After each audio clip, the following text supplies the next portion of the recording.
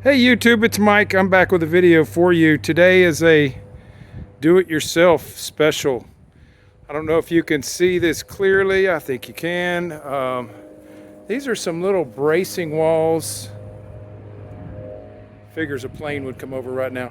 These are some little bracing walls that I built on this fence. This is an older fence. It's actually built shortly after Hurricane Ike. Hurricane Ike was 2008, I believe. So this fence is, I guess, 17 years old, believe it or not, and it was falling over, okay? And so I had tried to push this fence back up. I was going to try to cement it at the bottom, and I came up with this idea of building these little bracing walls. So I wanted to show a video today for anybody having a problem with their fence. This is something you can do. What I did was put a pole in here, obviously. Let me go from this side, you can see it. Put a pole in right here. Concreted it nicely at the ground level. Okay, and then I used 2x8s, man. I had some 2x8 treated. I put 2x8 across the top to the pole, tied it down. Okay, and then I used 2x8 here, 2x8 down at the bottom, and even a 2x8 on the face here. I mean, this thing is built like a tank. I even built a little cap here to keep the water from off of going down into this fence any more than it already has. You see how I tarred it even? Man, what's with all the planes today? Okay, and so the whole key to this, I think, is not just the pole and the 2x8s, which is nice and beefy. See, I even added some little extra 2x4s in here. 2x lumber. Plus, look, that's even a 2x6 there. I just used what I had. But I built these X's inside of it. Let me get back here. Okay, these X's are what gives it the strength. I don't know if you know about how you building X's or diagonal supports. It's what they do in building homes, and you've probably seen them on stilt houses. And so this is double thick. I had to put a little piece of plywood in here to get this the same width. This is all done with 3-inch big screws. And the key is it's tied to this pole, and I used 2x4s. I propped up the fence straight and used a level to get it straight before I attached these. And so you can see here I've already built I put the base. It's just a fence board, 1x6, and then I've started my first board here, and I'll go right over, boom, boom, boom, and it'll look just like this over here. Which this came out real good. I just finished this yesterday, and then I had done the other one before. So you notice I did it every other pole, and I'm not going to bother with back there. I'm not real worried about that. That part's all green. I do want to come in here with some bleach and clean this up, get it looking a little better with a brush. This lumber I have is all free lumber that I pick up on the side of the road. I pick up metal when I'm door dashing. I'm a real resourceful guy. I hate throwing away good stuff. And look, all these boards I just scrubbed like 2 days ago. I use bleach and just a liquid soap like Tide in a jug. And then I even have some deck cleaner. I think it's called Crud Killer or something like that. It's a deck wash. And so look, these boards just come out real nice. These were old crappy boards, all green and nasty looking. And so I wanted to show you, this is what I had done about 2 months ago, built this 100-foot long stretch of fence here between my house and the neighbor's house. Okay, and all of this wood, all of that fence wood is cedar that I've picked up on the side of the road, and I scrubbed it. You can see it's got some nail evidence of the old nail stuff in it. But as it gets darker, see, it's going to get darker like the back fence. That fence has been there since Ike. And I built it, and that's just regular cedar. Cedar lasts real good. That wood on the back fence is actually over 30 years old.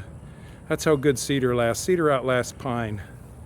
But all this pine here, you can see we used new poles, and we doubled up the top. Okay, the top with 2x4 is all treated. These are actually 14-foot long, and if you can see, I staggered where I don't break them on the poles, where the water comes down in the poles. That's how you get a lot of damage in your fence and the board starts a banana. And you'll notice here that I actually stained and urethaned the top of every one of these poles before we put those top 2x4s on. And this is all done with screws, and you're not going to believe this. I even did all these screws from the bottom.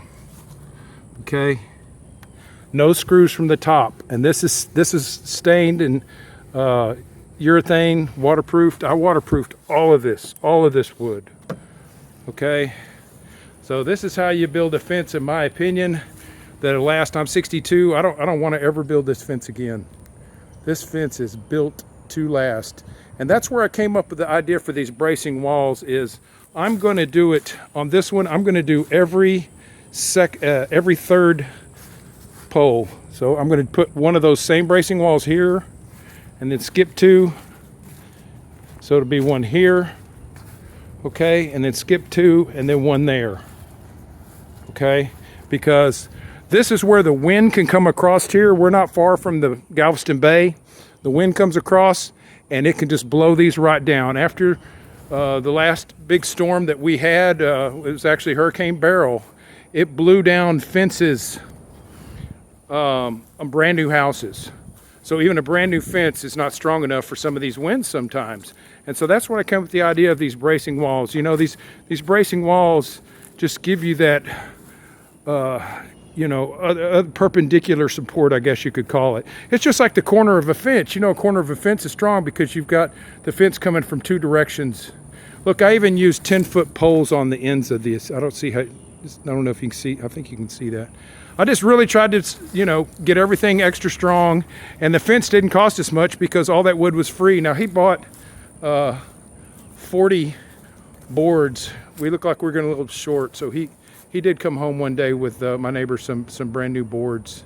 I know these cedars aren't cheap, so that's entirely cedar, and just bought 40 boards, which is like 20 foot of it. So 80 foot of it, I supplied the wood for free, and I came out here every day faithfully and scrubbed it all. So this is my backyard here. This is my what's called a lifetime shed. These things are online. They're awesome. This was $2,000 for it to arrive at my door in a crate. And I built this foundation with 8 tons of limestone that I wheelbarrowed back here. Just made a form, and instead of doing concrete back here, which would have been difficult with fences in place, and so no cracking.